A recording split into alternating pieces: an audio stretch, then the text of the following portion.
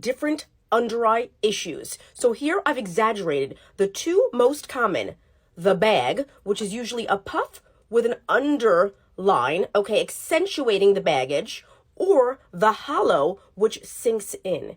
As we mature, the muscle here weakens. So either we retain the fluid and we puff, or we sink in. But concealing them both is different. So we'll start with the puff. As a makeup artist for many years, I've worked with all the eyes. So here we go. First is the puff. You do not put a concealer that is too light. That would make it look like a marshmallow. So we get down, and then under, we brighten the line under the puff or bag. That was Kosas shade 5.5. And then I'm going to use the Jones Road brighter concealer stick. Why? Because it's easier to control and not get too thick. And then I'll take the same brush and blend together. That's the BK Beauty.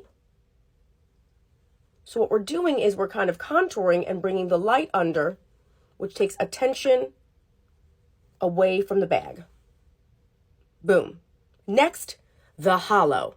The hollow I would go after with a pink or peach color corrector. Since this hollow appears to be blue, we would cut it with orange. This is Charlotte Tilbury in shade medium. I'd first go in and neutralize the blue with orange. In here, anywhere that's blue. Then, I'm now using a shade lighter in 4.5 Kosas. Not super crazy light, but just going over it, and that will blend into the corrector, and that will pull forward the shadow. And as you blend, it melts together, and you will correct the hollowing under the eye.